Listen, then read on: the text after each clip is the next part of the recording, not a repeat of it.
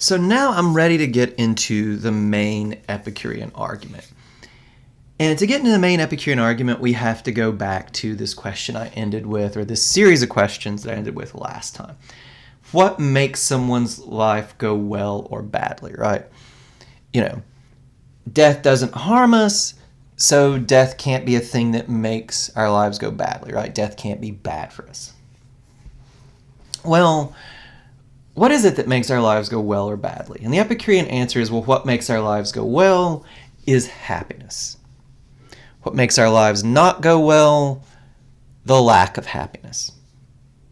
What is happiness? Pleasure and the absence of pain.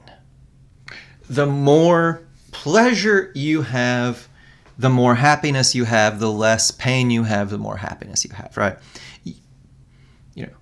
The more happiness you have, the better your life goes. You can almost picture this just almost, and we'll talk about this when we get to utilitarianism because they'll pick up this idea. You can almost picture this just like in terms of numbers, right? Pleasure is the black number or the number with the plus sign in front of it. Pain is the red number, the number with the minus sign, right? The higher your plus number is, the better things are because the happier you are. Pleasure makes our lives go well. Absence of pain makes our lives also go well. The sort of flip side of that is lacking pleasure or having more pain makes your life go badly, right? The more pleasure, the less pain, the happier you are, the better your life is. Now, look, honestly, when you first hear that, I think you might think, well, anybody who denies this would have to be stupid, right? Pain is bad. It's not good to have pain. Pleasure is good. All other things being equal, you have more pleasure, things are going better for you.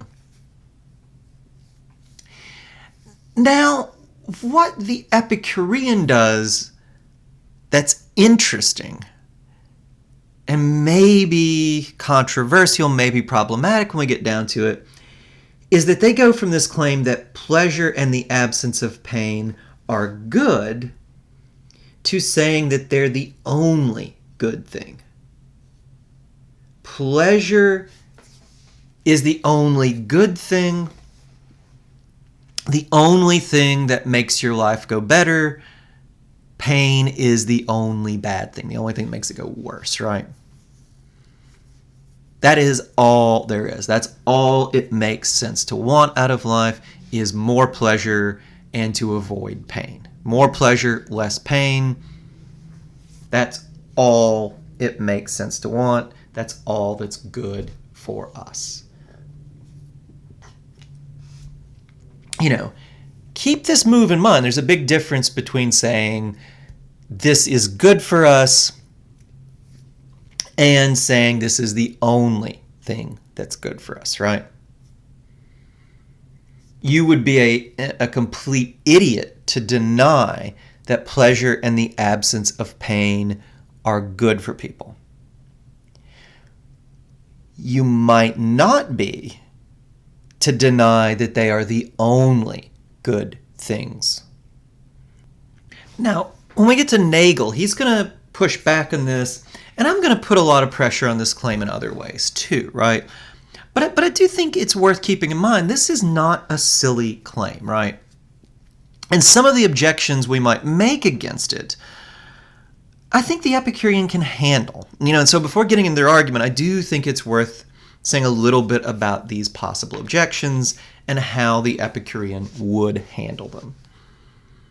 So one objection is, well, isn't it pretty clear we do things that aren't pleasurable, right? Unless you're a really weird person, you don't get pleasure out of going to the dentist, right? I'm sure there's somebody who does, it's like, yay, they're going to scrape and maybe even drill my teeth. Just wonderful way to spend a Saturday morning, right? I'm sure that person exists. They are rare, right? Many of us who don't particularly like going to the dentist still do it. Well, how are you going to handle that, Epicurean? we also pass up pleasurable things, right? We could all eat donuts for breakfast every morning, and many of us would find that really pleasant, but we don't do it, right? Not going to get too deeply into this because, we want to keep the class at least PG rated, right? But there are people who seem to actively like pain, right? They want that. How do we handle that? Well, I think it's important to see what the Epicurean means by hedonism, what they mean by happiness. Yes, pleasure and the absence of pain, but we have to add one more statement. Pleasure and the absence of pain in the long term. Think of this as like a budget, right? If you're thinking of a budget, you are thinking long term. You might pass up money today because you're going to have to pay a lot more in the future, right? Why don't you just put everything on the credit card today? Well, because the credit card has a huge amount of interest. In the long term, it's not worth it, right? Why might you give up some money today, right? If a lot of us have retirement plans, we give up some money every paycheck. Why? Because we think it'll grow, we'll get more money in the future, right? The Epicurean says, well, take the same perspective on pleasure and pain. Yes, we might do things that are unpleasant now, like going to the dentist, but we do it to get more pleasure or at least avoid pain in the future, right? Getting your teeth drilled and scraped, not fun. Having a massive toothache, even less fun. And if you have that, you're still going to have to go to the dentist, right? Not eating donuts for breakfast every morning deprives you of some pleasure now, but if you do that, you're going to set yourself up for some bad stuff down the road that is going to make you unhappy in the future, right? So, pleasure and the absence of pain in the long term, and least pain, most pleasure on balance, right? Think of it this way, right? In the same way you might spend some money to make more money, you might endure some pain for pleasure. These people who seek out pain, well, the Epicurean would say, I think rightly, we're not going to get into this, but they get pleasure out of it that outweighs, that makes the pain worth it, right? And one more thing I think you should keep in mind here, for an Epicurean, we mean pleasure and pain in a very wide sense of both terms. Any sort of experience that you find pleasant is pleasure. It's not just sex and food and that kind of stuff, right? If you really, really love doing calculus problems, that is pleasure for you for the Epicurean. If you really love playing chess, that is pleasure for you for the Epicurean. On the other hand, if something bores you out of your mind, that is pain for you, right? If something frustrates you, that is pain, right? Very wide sense of both terms. Anything you find pleasant is pleasure, not just physical pleasure. Anything that you actively find bad is pain, right? Doesn't have to be physical pain, can also be emotional pain like boredom, frustration, sadness, things like that. All right, so now that we have the Epicurean view, we have hedonism on the table. In the Epicurean view, hedonism is a little different than you might think. It's not just drinking and eating all the time because you want to think about the long term, right? All right. Epicureanism is, I think, itself an interesting philosophy. We're not going to dig too deep, though, because we're mainly interested in this argument about death, right? So let's move back to that. Won't Tempted to go off on a long tangent about Epicureanism itself, hedonism being much more controlled, much different than we might think, but we have to focus. We only have so much time, right? All right. So now that we have the Epicurean argument, or Epicurean view on hedonism, let's look at the main Epicurean argument. Painful experiences are the only bad thing. So the only way that one can be harmed is by having a painful experience. Painful experiences, only bad thing. So the only way that you can be harmed is through having one of these painful experiences. If death is the end of all experience, then one cannot have painful experiences after death. You can't have good experiences either. You can't be benefited after death. But the flip side of that, the Epicurean will say, is you can't be harmed, right? Painful experiences, only bad thing. No experiences all after death, so death can't be bad. The Epicurean will say death is just completely neutral, right? They say death is nothing to us. This is what they mean by it. No experience can't be good or bad, just nothing. Therefore, if death is the end of all experience, one cannot be harmed by death. Epicurean will say, look, only way that death harms you is you being irrationally afraid now. That causes you pain. Once you see that death is not harmful, you can start this sort of process of therapy, get past that, and not be harmed by death by your irrational fears. All right, but is this a good argument? Do we buy this, right? Well, let's think of some ways we can test and see whether something is a good argument. One sign that this is not a good argument is that it's pretty easy to set up a reductio, right? Remember, reductio arguments, you show that something has absurd conclusions. Well, if death is nothing to us, if death doesn't harm us, that seems to show not just that we shouldn't fear our inevitable death, which is going to happen to all of us, but it seems to show that we have no reason to fear death at any time, that we have no reason to do anything to avoid death. That's just crazy, right? Think about it. Let me give you guys a reductio argument based on this.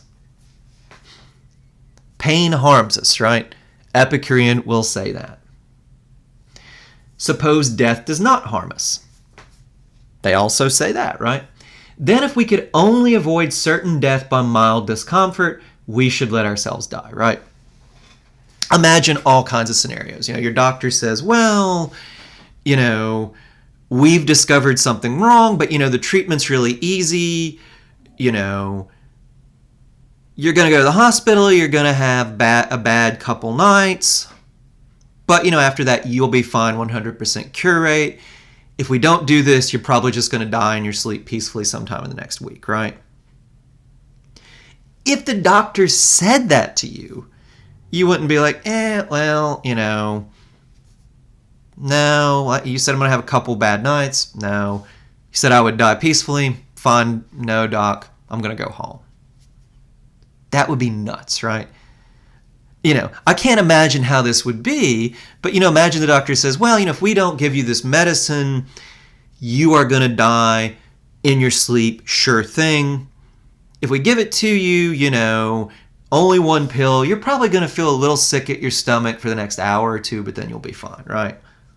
I have no idea what kind of illness could do that. There probably isn't one, but just imagine that there were. You would not say to your doctor, kind of sick at my stomach. That's unpleasant, right? You said that the death will be completely painless, didn't you? And he's like, yeah. It's like, no, don't give me the pill. I'm just going to go home, right? That's nuts. What the Epicurean wants to show, or at least what I think they want to show, what Lucretius wants to show, is that we should not fear our inevitable death. The fact that we are at some point inevitably going to die. But they prove too much, right? They prove that we should never fear death at any point, that we should never, it seems, do anything to avoid death, right?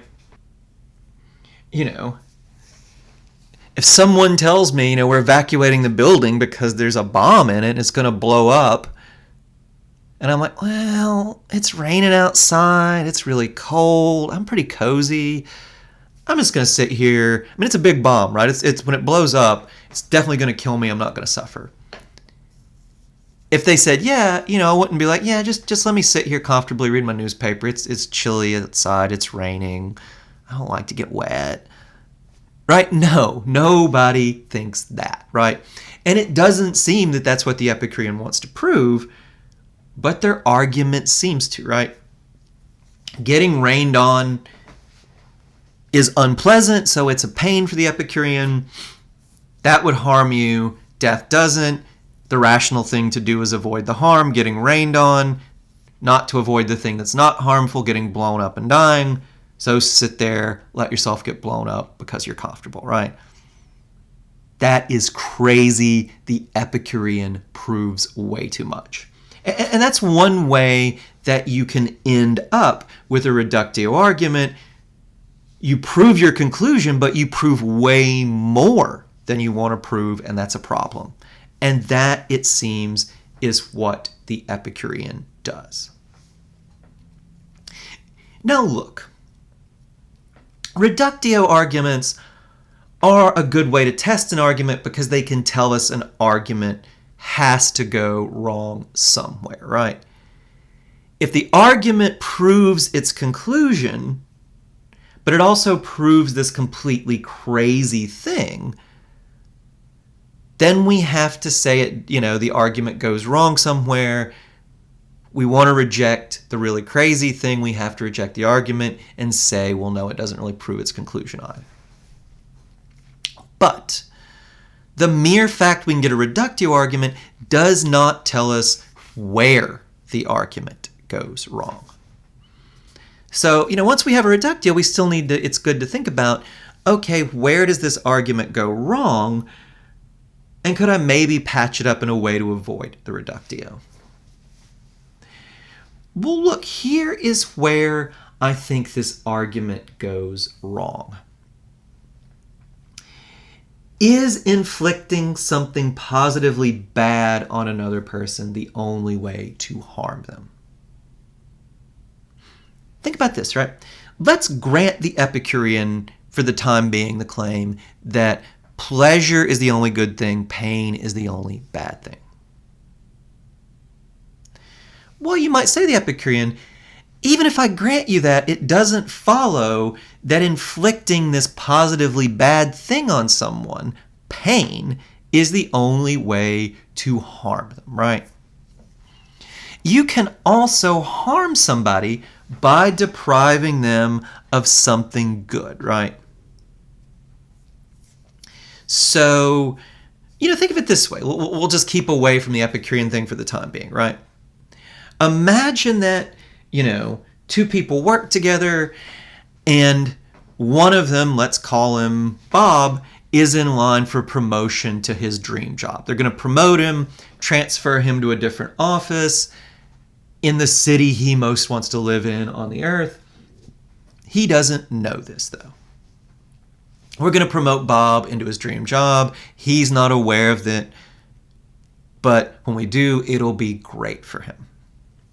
Well, imagine there's another guy at work. Let's call him Jim. Jim just really hates Bob, but he's also kind of a coward, right?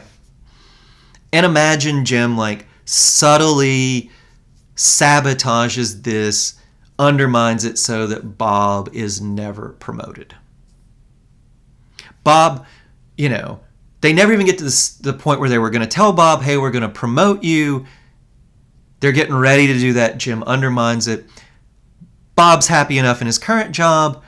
He has no idea that he could have had a job that he likes even more, living in a place that he likes even more than where he lives now, right?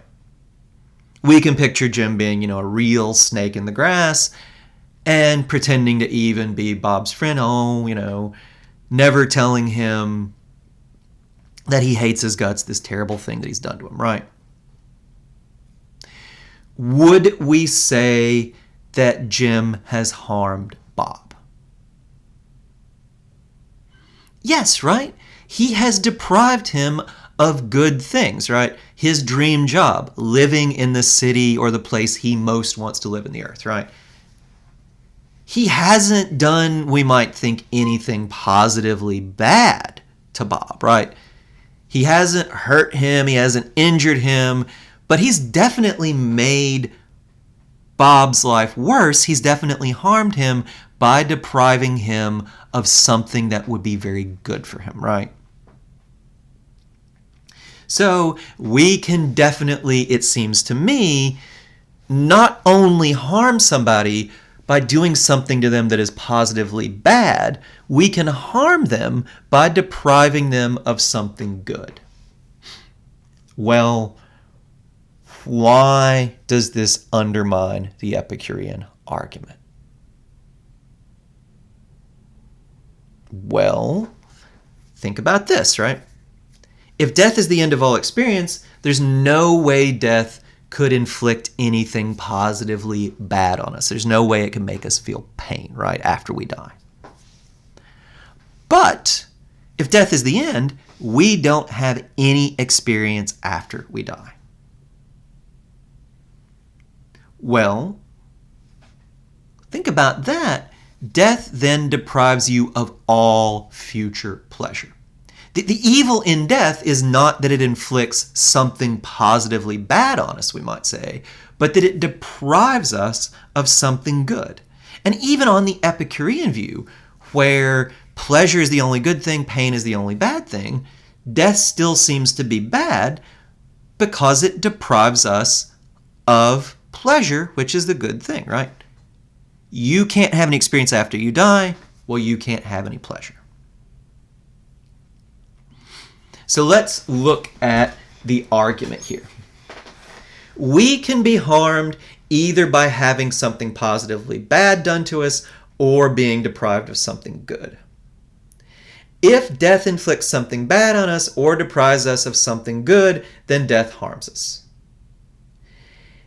If death is the end of all experience, then death deprives us of all future pleasure. Depriving us of all future pleasure deprives us of something good. Consequently, if death is the end of all experience, death deprives us of something good. Therefore, if death is the end of all experience, death harms us. So it seems, even giving the Epicurean their assumptions about pleasure being the only good thing, pain the only bad thing, it still seems death harms us by depriving us of this good thing, future pleasure. Now, this is the main line of Epicurean argument. What makes Lucretius interesting, why I gave Lucretius to you guys rather than Epicurus, is Lucretius actually throws out another couple lines of argument. He doesn't develop them maybe as nicely as we'd like. Lucretius' style of argument is one I would describe as throw a lot of spaghetti at the wall and hope some of it sticks, right? So he throws a lot of spaghetti. He doesn't really develop. I know I'm mixing my metaphors here. Doesn't develop his arguments. But I think two more that he offers are pretty clever. And they also argue that death is not a bad thing. So these more clever arguments I want to talk about in the next lecture. And I want to talk about Nagel's responses. I'm ultimately going to say I don't think we should be convinced by Lucretius's more clever arguments, but these get into some really interesting questions about harm, benefit, and experience. There's this deep thought in the Epicureans, what you don't know can't hurt you, or basically what you can't experience can't hurt you, a little bit more, subtle. Nagel, a lot of us are tempted by that thought. Nagel presents some pretty interesting challenges. So I think this is not only interesting for what it says about death, but also for what it says about this thought that if we don't know about it, we can't be hurt by it.